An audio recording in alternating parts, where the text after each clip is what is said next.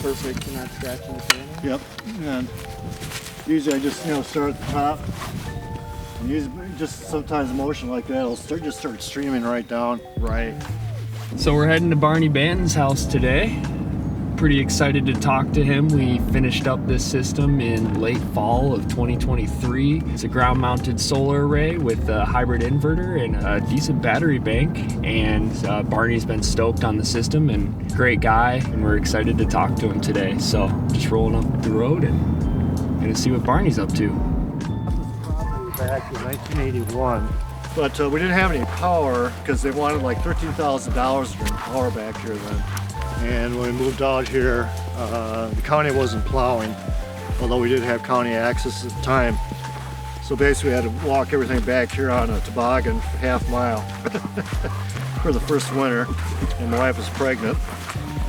So that was an adventure, but she embraces it now because she says, you can survive that, you can survive just about anything, Oh yeah, absolutely. Yeah, tough times. Wild. So that was like a major accomplishment. These panels are incredible. We're really excited too that this last couple of years we've switched over to where 100% of our projects are utilizing American-made panels as well. So I had a couple of panels back in the early 80s that a guy let me just try them out.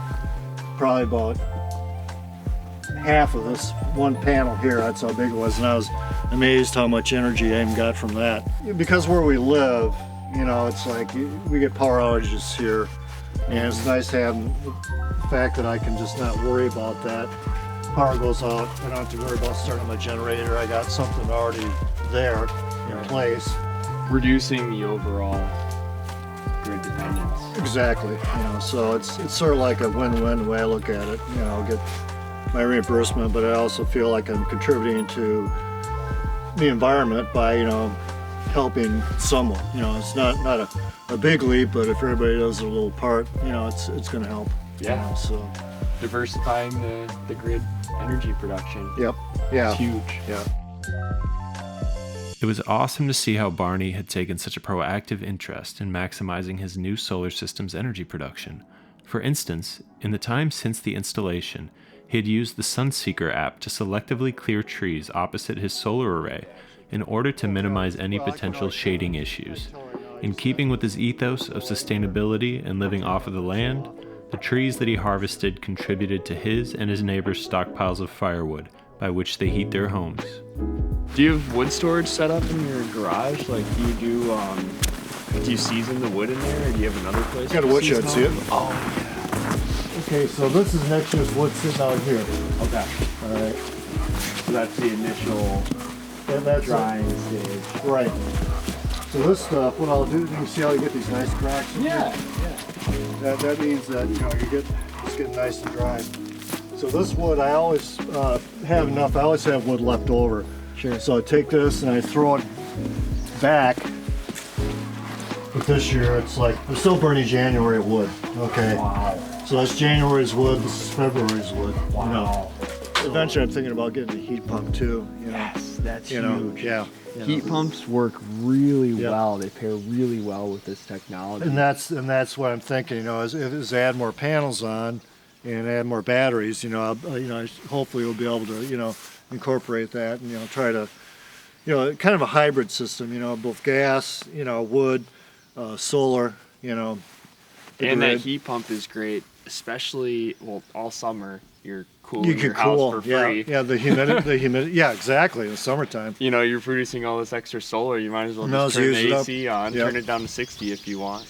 Everything I'm getting back from these panels in the system, I'm putting back in again, just to more panels, more Double down. batteries. Look at getting the heat pump, and just keep, while That's huge. While they're there, when 30%, Yeah, roll that savings back in the roll heat back pump. in and just investment.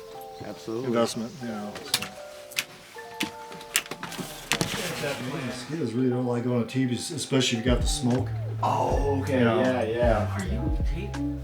I'm just getting a little B-roll. Oh! Yeah. If that's okay. I want to learn. It's cool. Yeah, New, that cat. was.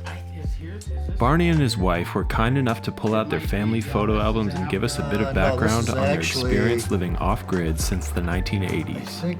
Before the home's construction was completed, they resided in a teepee and a geodesic dome. That helps with maintaining heat in the wintertime. Yeah, you know, I mean, if I had the bucks, I would build totally. Right. Yeah, no. Yeah, that's what it. Yeah, you can see the January wasn't much of a month. This is. Yeah, here we go. Here's this month. Okay. You can always see how things are increasing.